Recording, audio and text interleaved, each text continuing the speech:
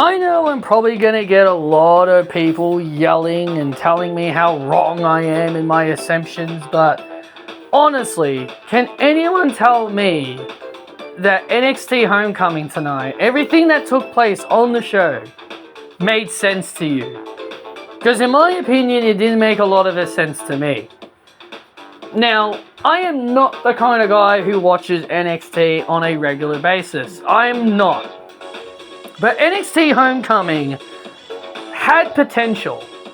When I saw it, it had potential. I was like, okay, they could pull out a lot of old people who really helped elevate and made NXT what it is. But instead, to me, this felt like a real major letdown. And there's reasons to why, and hopefully you guys can listen to my reasons why, and maybe try to tell me how anything I have problem with make perfect sense. Because I know a lot of people tend to praise Triple H and Shawn Michaels on how great they are as bookers and how everything they do makes sense and how the fans love them and all that other stuff. So I dare anyone to tell me how what they did here makes any sense. So the show started off with Shawn Michaels and Triple H, which, again, I don't think Triple H has no business being there. And I know people are going to say, Patrick, Triple H has every business to be on NXT Homecoming because he really helped NXT make it what it is today because of Black and Gold. So he's got every reason to be there. Look, he's the chief content officer and the head of talent creative, whatever it is. Head of talent relations, head of creative, whatever the bloody hell his position is. He should be more focused on doing that job instead of, showing his ugly face on NXT. Let Shawn Michaels handle NXT.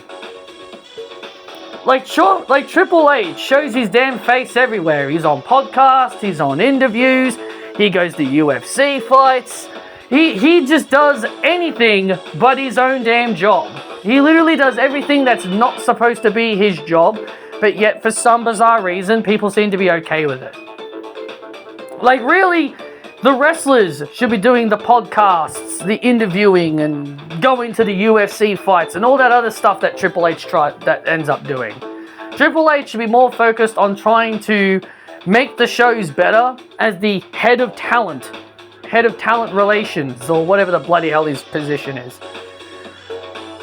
But Alexa Bliss and Charlotte come out, they interrupt him, and they pretty much say that the women carried NXT and they made NXT what it is. And I could see the look on Triple H's face. He did not seem to be very happy with that comment. Like, you could tell he didn't like that comment, because I'm pretty sure we all know he hates the women's division and he doesn't want the women to be successful.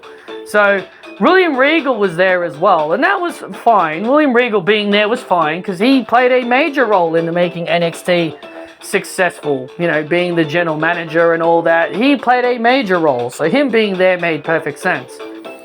So Charlotte Flair and Alexa Bliss defended their women's tag team titles against the calling of Izzy Dame and Tatum Paxley. Is it crazy for me to tell you guys that I really liked this match? I'm not the biggest Alexa fan. I've never really been her biggest fan. I've gone out of my way to really criticize her on occasions. But I was a fan of her at the time, during her goddess era. But I will say this team with Charlotte Flair has really grown on me as of late, and I do enjoy their work together as a team. I think they did a great job of making Tatum Paxley and Izzy Dame look like threats. I think they did a great job of making them look believable in defeating them, and I enjoyed the match. I really don't have much of a complaint when it comes to that match. Now, some of you may be saying, Patrick, you literally titled this video NXT Homecoming makes no sense. So how are you still positive right now? Well, that's going to be where it all ends. That's going to be where the positivity really ends. So, if you really are only here for the positivity, you better click off the video right now, because you're probably not going to enjoy the rest of this video. So, while I did enjoy Alexa Bliss and Charlotte Flair versus The Calling, they had a great match, and I think Alexa and Charlotte did a great job of making them look strong in defeats. I cannot say the same for the rest of the show. Ethan Page, he took on Tyler Breeze. And they hyped up this victory as the biggest win of Ethan's career. They were making it sound like it was a huge statement win for Ethan Page. Like, look, no disrespect to Tyler Breeze, but beating Tyler Breeze isn't a big deal. Beating Tyler Breeze is like beating JD McDonough or Cruz del Toro on an episode of Monday Night Raw and calling it a big win. Or in SmackDown's case, you just beat Chelsea Green. Like, oh my god, you beat Chelsea Green, big win. It's not a big win. Like, sure, it may be a big win in the concept of of the whole NXT Homecoming situation that they're doing, but to me, it's not a big win. Now, if Ethan Page beats someone like Finn Balor, then I'd be telling you guys, yes, it's a big win, and I wouldn't complain all that much about it, but it's Tyler Breeze. It's Tyler Breeze. No disrespect to the guy. Hell of a wrestler. He's a great wrestler, but he's not a big win. He's not a big win. So Bobby Roode made his first televised appearance in God knows how long. I don't even remember the last time I saw him on TV. But Bobby Roode made an appearance and he meets Joe Hendry. So that was pretty cool. You know what? I didn't hate that. I mean, I can't hate seeing the glorious Bobby Roode. I was a big fan of the glorious man. I can't hate that. I can't be mad. I can't hate that. Oh, but it's time to be mad. It's time to be mad and time to be angry.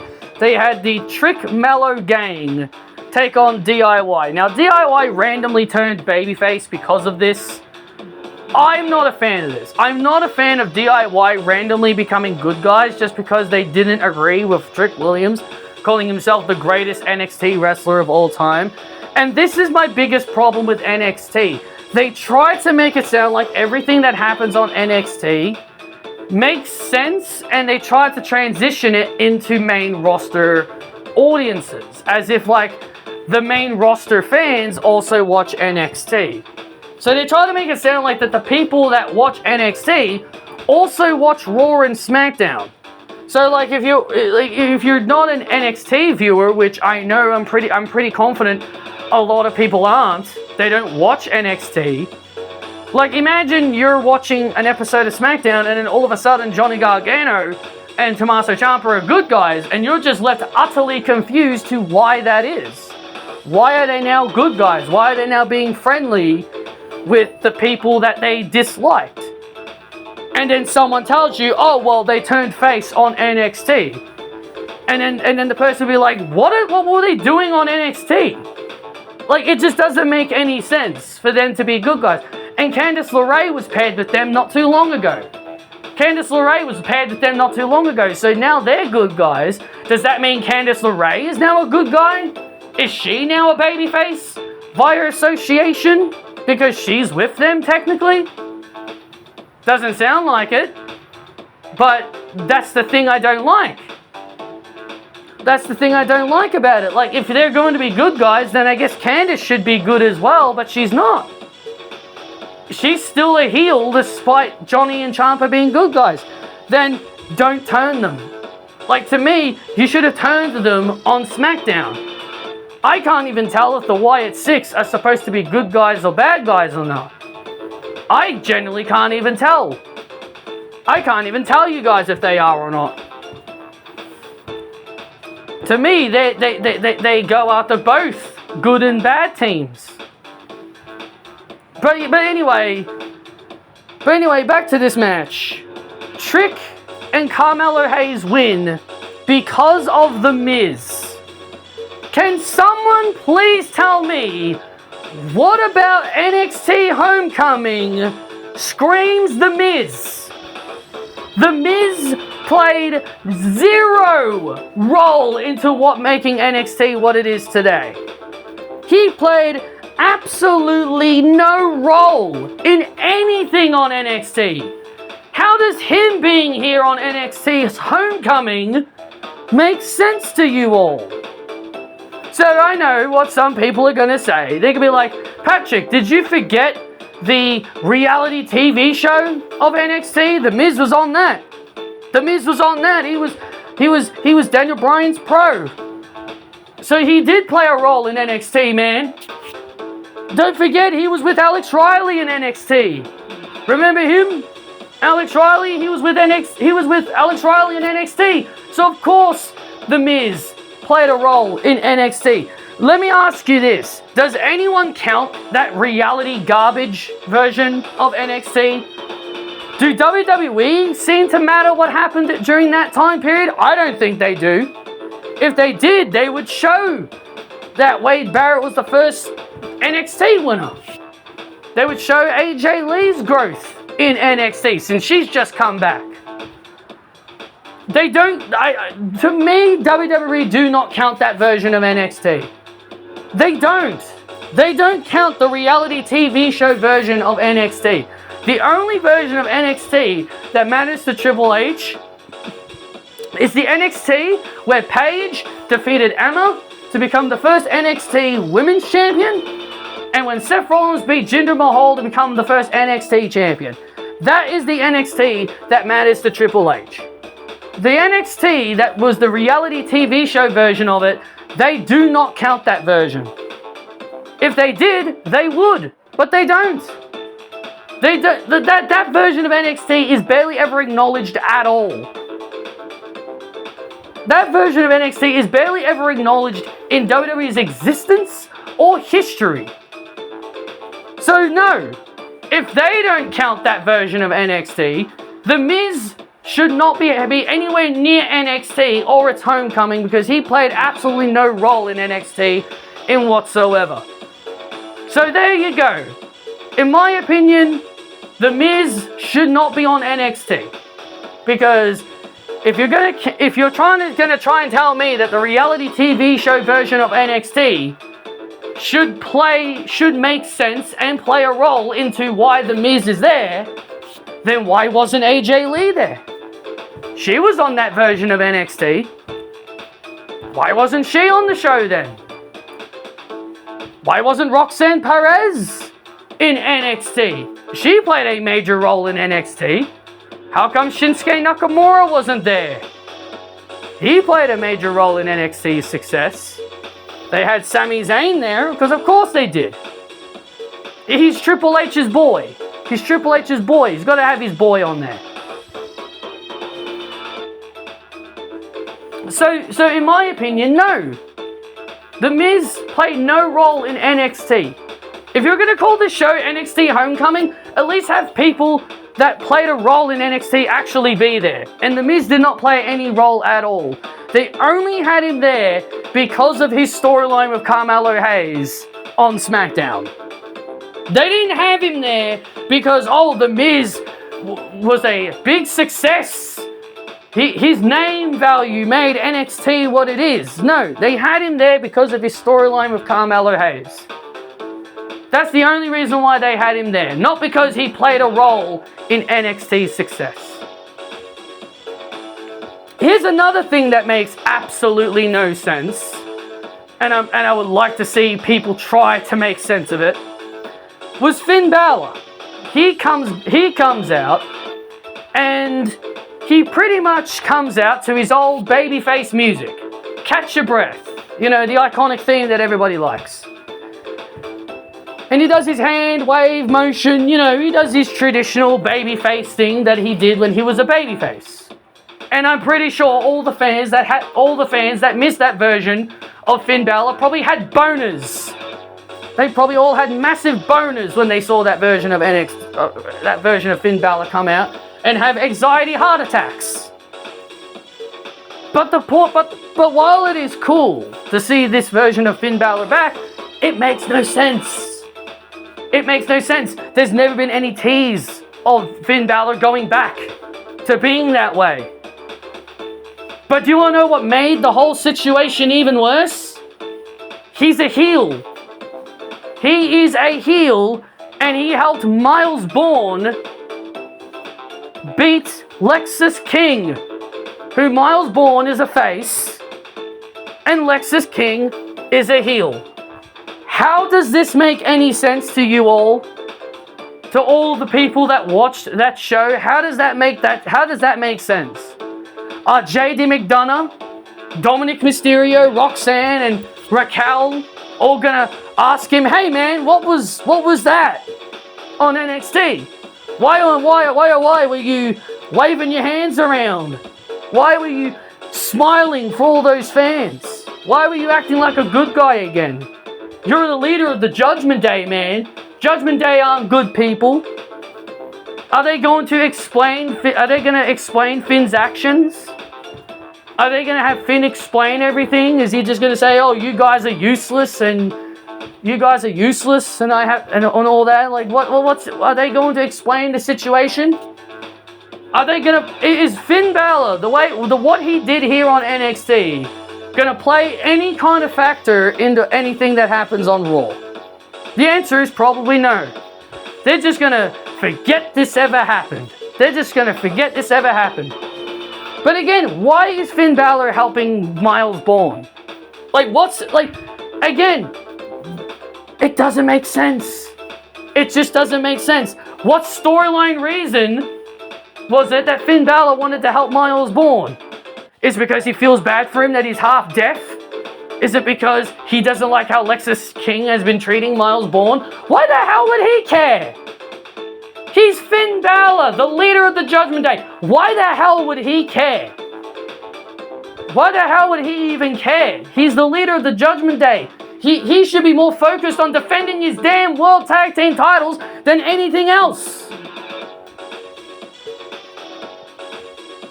That's why I'm telling you guys, this whole situation of Finn Balor just randomly turning up as a good guy makes no sense. But people just want to say, but Triple H just wants to say, enjoy the show. You're watching it for the entertainment and for fun. That's what it is. It's fun and entertainment. That's why you watch wrestling. To have fun and to be entertained. It doesn't matter if it doesn't make sense. Just have fun. Just be entertained. I'm sorry, Triple H. I would rather things make sense. You want me to be entertained? You want me to have fun? Then make your stories make sense, please. You can't just do things for the sake of doing it. Tease that Finn Balor is going to become a good guy. You haven't teased him becoming a good guy at all. You only just had him do it because it's NXT Homecoming. That's the only reason why you did it. It's not because it made sense. None of it made any sense. But people will find a way to tell me it did make sense, which it doesn't make sense. And here's another thing I completely disliked. The Grayson Waller effect Obafemi and Trick Williams were on. And for some bizarre reason, they decide to be all like, you know, we really love winner takes all matches. We did it earlier this year with Julia and Stephanie Bakir. We had JC Jane become a double champion. We just had Dominic Mysterio become a double champion. So why not? Let's do it again. Let's do another winner takes all match because fans love winner takes all matches. Let's have Obafemi defend his NXT title against Trick Williams, who is also defending his TNA championship against Obafemi in a winner takes all. And Ricky Starks, the guy who earned the right to fight Obafemi for the title, he can wait his turn. Because apparently the guy that becomes number one contender for the title should absolutely be waiting his turn instead of getting his opportunity that he was promised.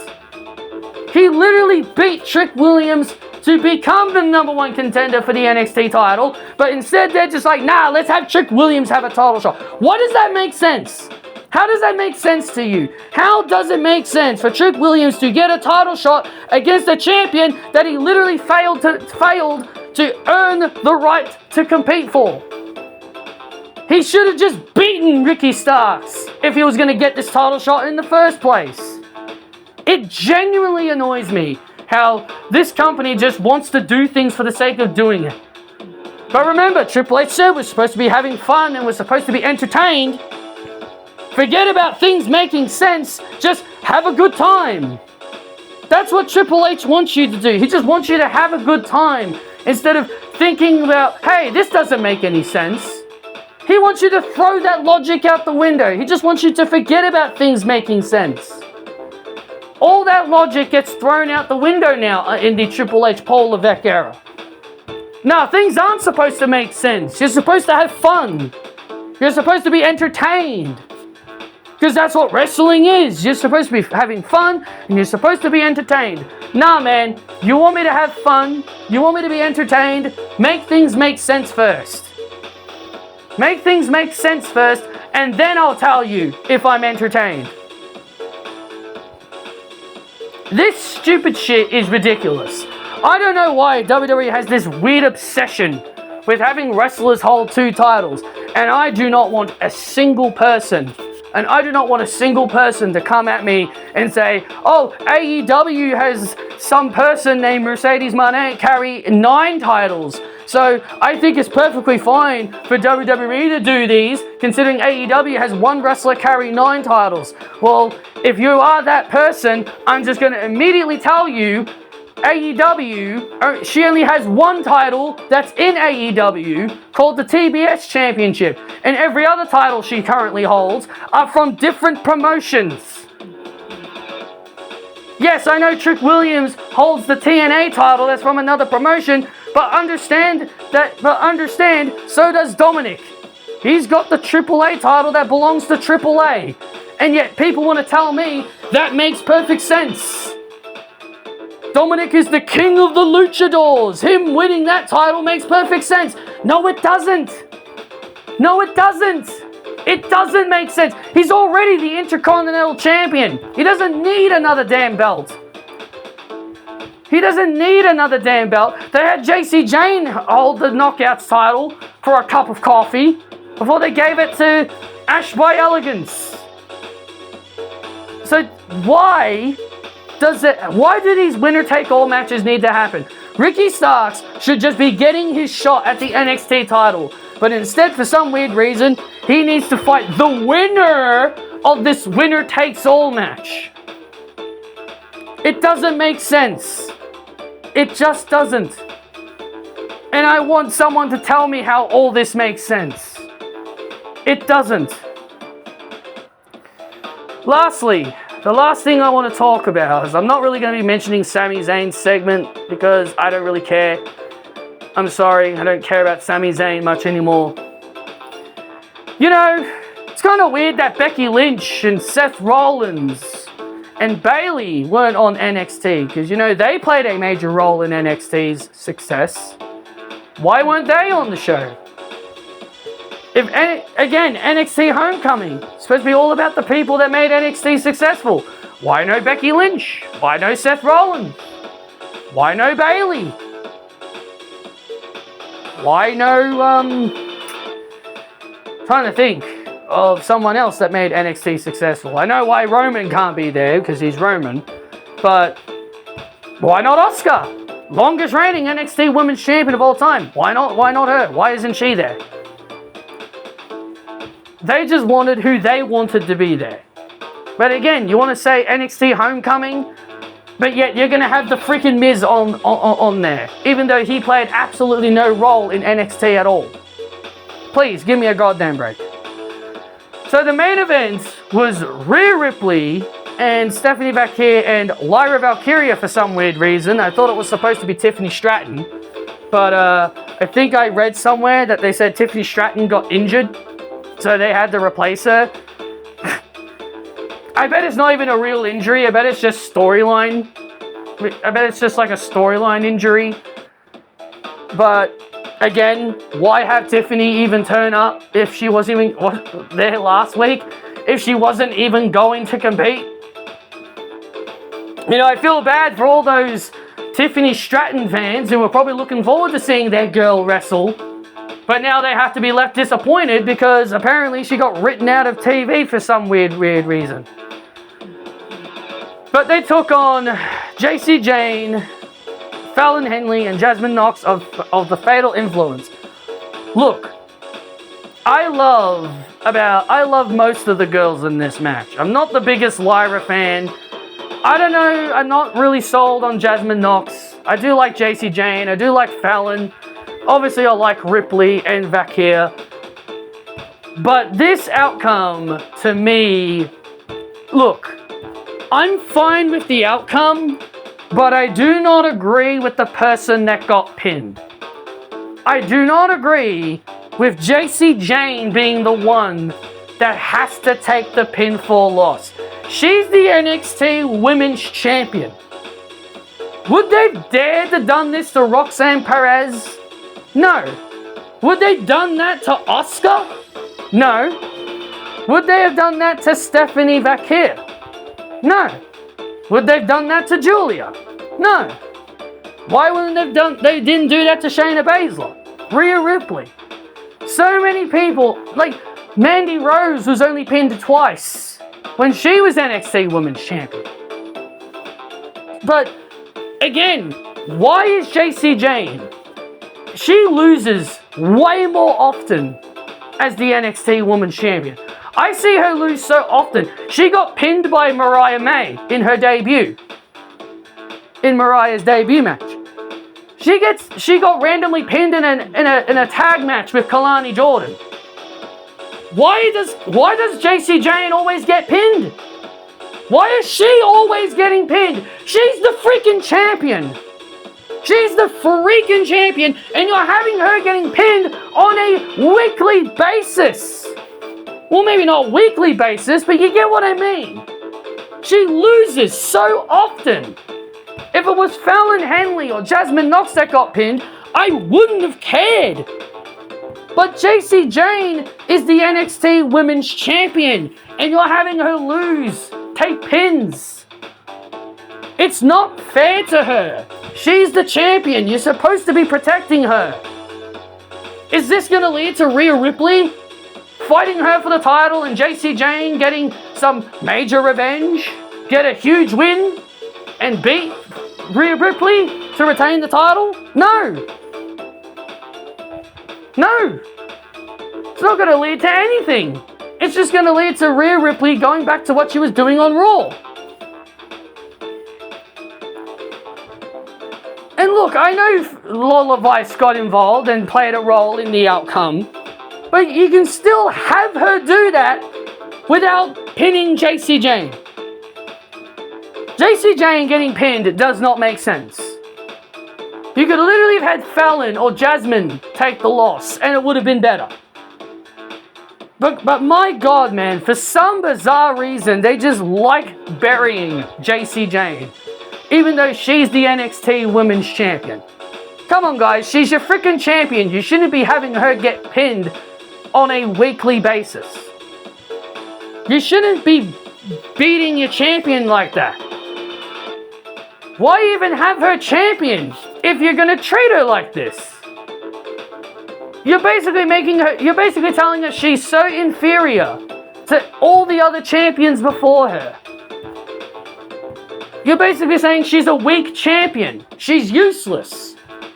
That's basically what you're saying. She's a weak champion. She can't get the job done. She only manages to retain because either there's outside shenanigans when Mariah May turned on Jordynne Grace, or if it's a multi-person match, like when she lost the Knockouts title. You know, I was honestly shocked they didn't have Jacy Jayne get pinned in that match, considering how much they love having Jacy Jayne get pinned.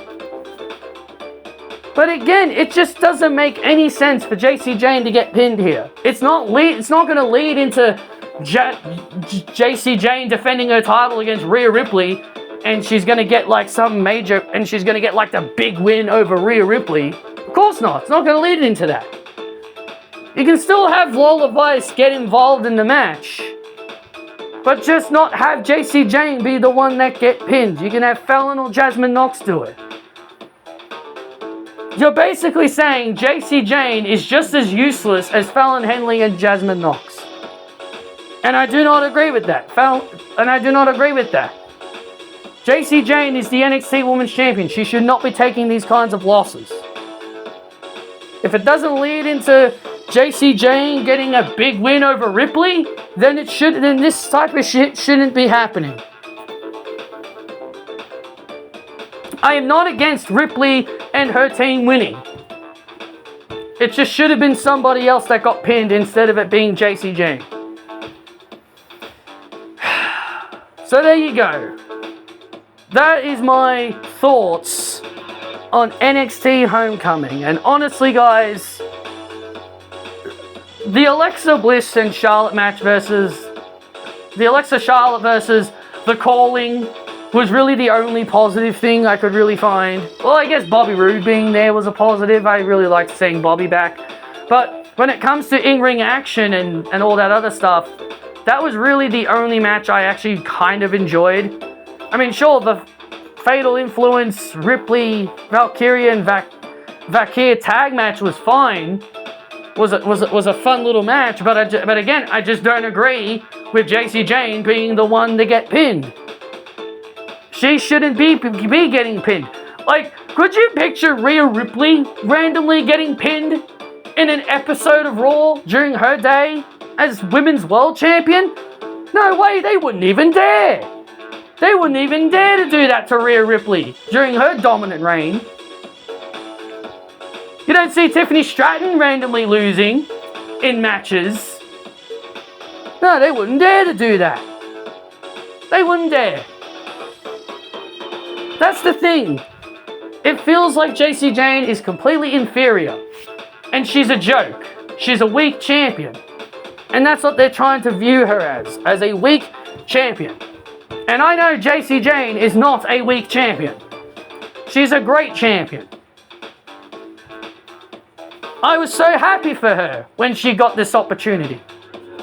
But now, I just wish it would end because of how poorly they have been handling her. I just wish they did better with her as champion. I was very happy when she became the champion, but after how I've been seeing they've been handling her as the champion, I just think they're just making her a really weak champion. So anyway, guys, that's the end of this video. I hope you guys enjoyed. Let me know your thoughts on NXT Homecoming down below, and tell me the things that I didn't like, and try to tell me how it all made sense to you, if it made sense to you. I would really like to know if you think all the things I complained about made perfect sense to you.